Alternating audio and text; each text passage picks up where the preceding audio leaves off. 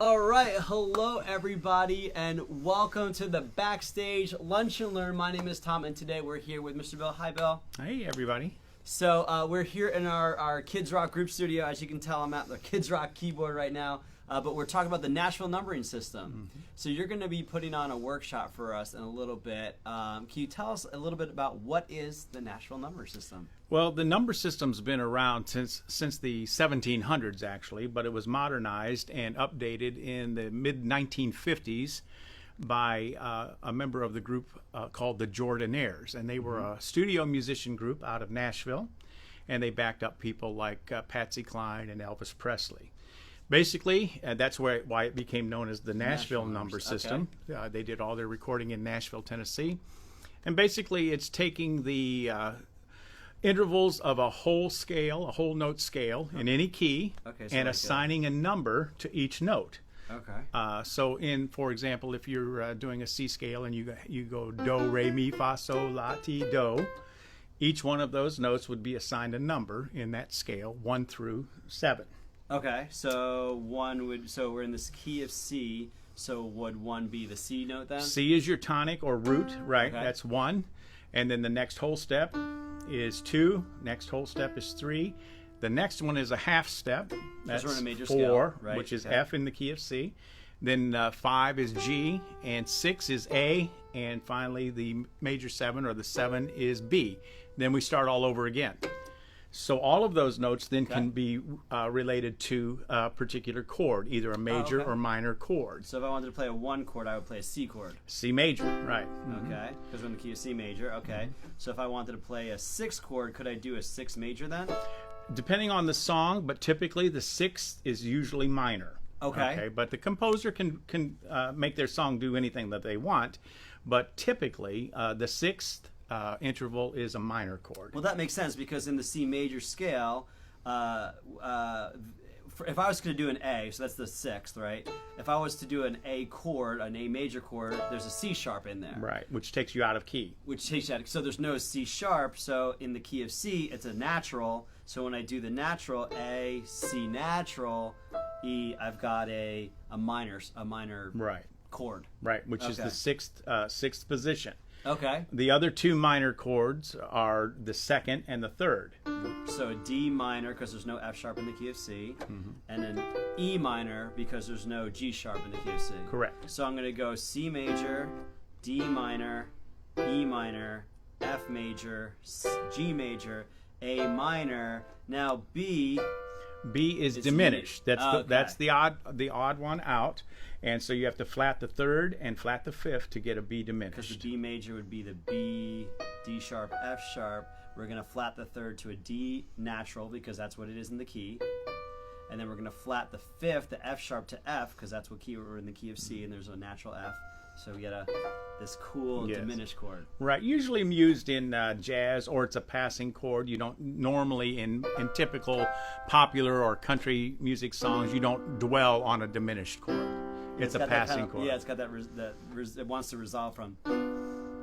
And resolve. Right, exactly. Nice. So the advantage to knowing the Nashville number system, and many musicians do not, but the advantage is that you can write a chart on a sticky note in just numbers, and then you can play that song in any key that you want to. So once you know which numbers coordinate to which interval of the major scale, then if you want to transpose on the fly, let's say you're at a jam session or in a church group and somebody calls out a song, for example, and they can't play it in C, which is what you normally would play it in. They need to play it in D for vocal reasons or whatever. You instantly can chart it out, and then that number chart can be used by the whole band. When I learned Nashville Numbering System, I was in college. We were in a church group, and we were a band, and we brought somebody in to mentor us of how to be a better band. And he said the first thing you need to know is the Nashville Numbering, both for that, and then what we found out is that a lot of church songs and popular songs is when you write it out, you come to find, okay, the verse is a 1-4-5 for the whole verse. Like, oh, okay, so now I don't have to be looking at my chart waiting for the right word. I know it's a 1-4-5 for the entire verse. Right. The chorus adds a 1-5-6-4 pattern, so I know what that is. It helped me break down chunks of the song into specific patterns. Very specifically. That's why you can do it so quickly. You just develop the pattern. You don't have to keep writing it over and over because you don't have to look at the words anymore. You just count the beats on that particular number. Yeah. Now, this all may sound a little bit like Greek at first, but really, once you get into it, it's quite simple, and it's not hard to learn at all if you just spend the time with it. Let's put it to the test. So we've got my son Tommy here. Tommy is a piano vocal student here at Music Compound. So he knows his basic chords.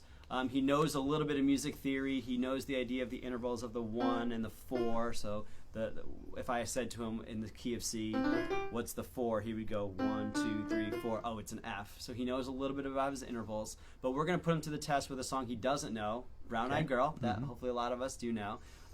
We'll start it in one key to get the pattern, the national number pattern. We don't have to go through the whole song, just the verse or something. Yeah, just a little bit. And then we'll switch the key on him and see if using the national number system he's able to do this. So come on over, Tommy. Tommy, do you prefer playing in flats and sharps? What's your favorite key to play in? C. C. Okay. All right. C is easy, right? Yeah. But now the first key that we're going to play in is G major, because that's what Van Morrison sang the song in. So your chords are like this on G major. I'm going to give you a little sheet here. Right.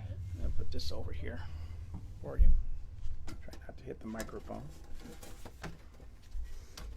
We'll turn this one over so you're not looking at that one. Right. And there's the chords for this one. Okay. All right.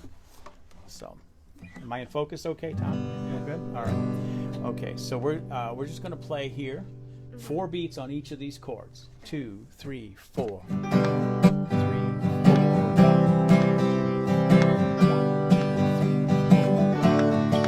Do it again.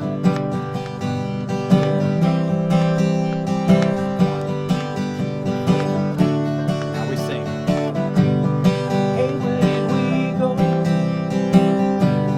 Days when the rains came down in a hollow, playing a new game. Okay, that's good. All right, you caught on, no problem. We're using a lettered chart right now, so he was just actually reading the chord names. Now we're going to switch to a numbered chart. Right. Okay, so if we switch to a numbered chart and we're going to change the key, we're going to pretend now that we're playing in C. Right. Because we're going to pretend that the key of G was just wrong for your vocalist, and they had to change the key to I'm C. going to show them real quick. So this is the numbers. Okay. Oh, perfect. Okay, so this is the example of our numbers. And this is an example of, the letters. Okay, so now all he's going to have is numbers. So we're in the key of what again? We're going to go to C now. We played it in G originally. So he's in the key of C, so he's going to have to know what's the 1 chord in the key of C, what's the 4 chord, and what's the 5 So let's just review very quickly. You know your intervals. The C is our 1. What is our 4? F. And what is our 5 then? G. Correct. Okay, so let's try playing the whole thing again, and now this time we'll do the intro just like we did a second ago. I'll see if I can sing it in C. 2, 3, 4.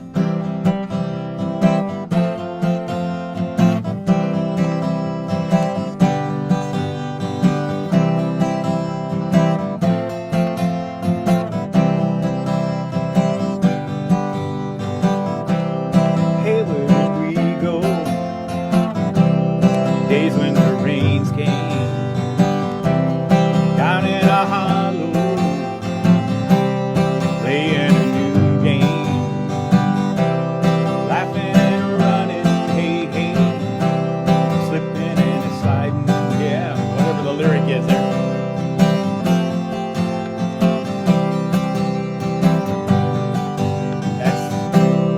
That's in essence the number system. I hope that guitar wasn't too loud on your microphone there. No, it was great. Okay, We had okay. a great. It sounded wonderful. Bill, I'm going to come in here and you can stay. All right. But no, that was terrific. Thank you so much, Bill. That's super helpful. Good job, Tommy. So again, just to reiterate, the benefits of the national numbering system, we can change keys like we just did. We can see patterns.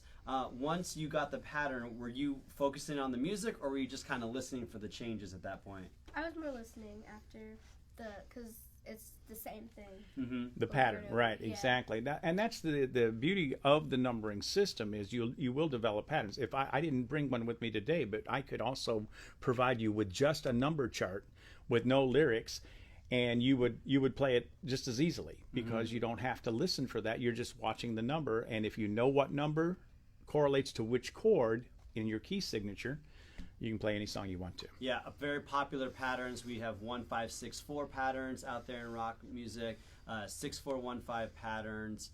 2-5-1 in jazz. 2-5-1 in jazz is very popular. So as you learn those, that's another great thing is as people come in to take lessons, when they learn their patterns, you know, they might just learn Brown Eyed Girl, but then quick Google search 1-4-1-5, and now all of a sudden they can play a plethora of songs. A ton of songs. Right. So that's the power of the Nashville Numbering System. That's why we're offering a workshop with Mr. Bill, specifically with the Nashville Numberings. And if you're one of those people that maybe doesn't like groups or workshops and you want more one-on-one instruction, Mr. Bill also does private lessons where he specifically targets the Nashville Numbering System. Right. So we don't even look at reading music or anything like that. The Nashville number system is excellent for any instrument that uses chords, like piano, ukulele, guitar, banjo, anything like that.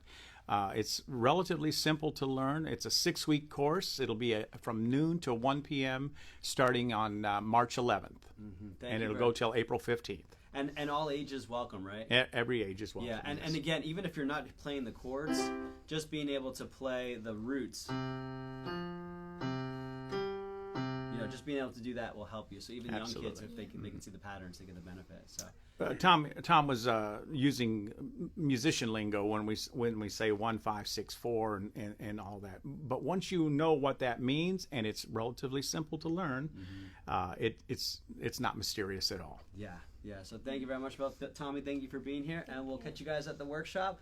We hope to see you soon on our stage and in our studios taking lessons very shortly. Have a good day. Keep rocking.